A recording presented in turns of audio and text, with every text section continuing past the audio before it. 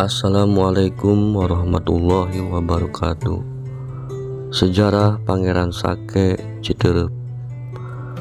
Pangeran Sake atau Raden Sohe merupakan tokoh yang dikenal sebagai penyebar agama Islam di wilayah Kecamatan Citerep, Kabupaten Bogor.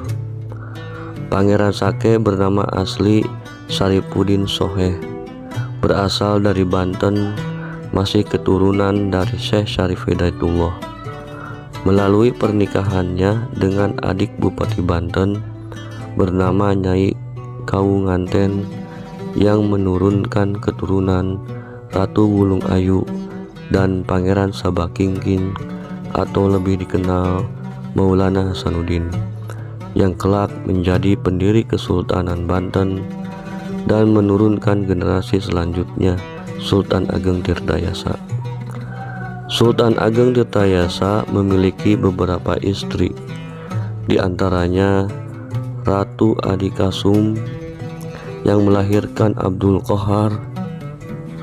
Dari istri Rati Ayu Gede dikaruniai seorang anak, Pangeran Abdul Alim, Pangeran Ingaya Japura, dan Pangeran Arya Purbaya. Sedangkan dari istri lainnya dikaruniai Pangeran Sugiri yang kelak berdakwah di Jakarta, Pangeran Sake Citerep, Tubagus Raja Suta, Tubagus Husen, dan Tubagus Kulon. Di antara anak-anaknya tersebut, hanya Sultan Haji dan Pangeran Purbaya yang meneruskan menjadi penguasa Banten. Selebihnya meninggalkan Banten untuk berdakwah baik ke sekitar Banten, Bogor, Lampung, dan sebagainya. Pangeran Sake memilih keluar Banten menuju wilayah timur, tepatnya Citerep, Cibinong, sampai Cibarusa, Bekasi. Karena setiap berdakwah bahkan berjuang melawan Belanda selalu tidak lepas membawa minum yang ditempatkan pada sebuah kantong yang dikenal sake. Sake ini tempat minuman orang tua dahulu yang bahannya terbuat dari kayu kaya rotan.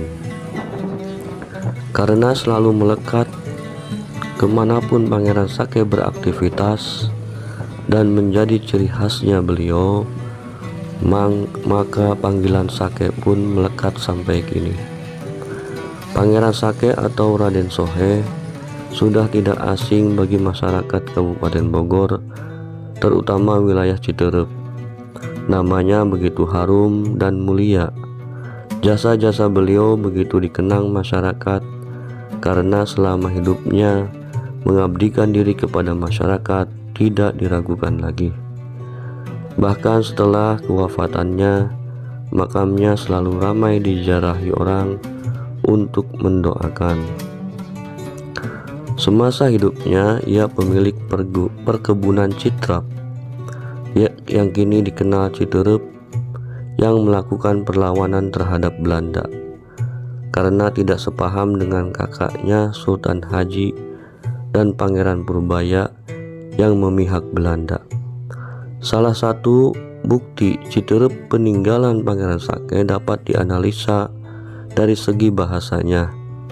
Bahasa yang digunakan penduduknya menggunakan bahasa Sunda yang relatif kasar, berbeda dengan sebelahnya Cibinong, Gunung Putri, dan Cilengsi yang cenderung lebih berbahasa Melayu.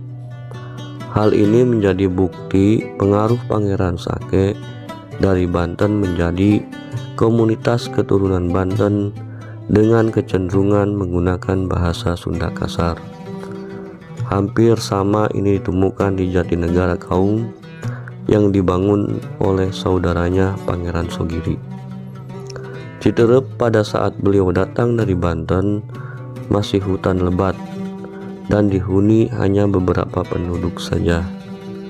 Kemudian dibuka, penduduk pun semakin berdatangan dan dakwah Islam berkembang di tangan beliau.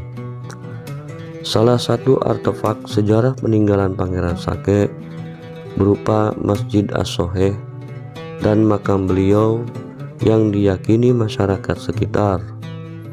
Makam beliau ditemukan selain di Citerep, tepatnya di Kampung Nangka, Karangasem Timur, Citerep, ditemukan pula di Cibinong, Cilengsi, bahkan Cibarusa. Hal ini disengaja pada saat itu untuk mengelabui penguasa Belanda yang selalu mengamati gerakan keturunan Sultan Ageng Banten. Tempat-tempat tersebut disebut petilasan perjuangan Pangeran Sake dalam menyebarkan agama Islam. Namun, yang paling banyak diziarahi para peziarah adalah makam Pangeran Sake yang berlokasi di Kampung Nangka, Karangasem Timur, Citerep. Itulah sejarah singkat Pangeran Sake atau Raden Soheh.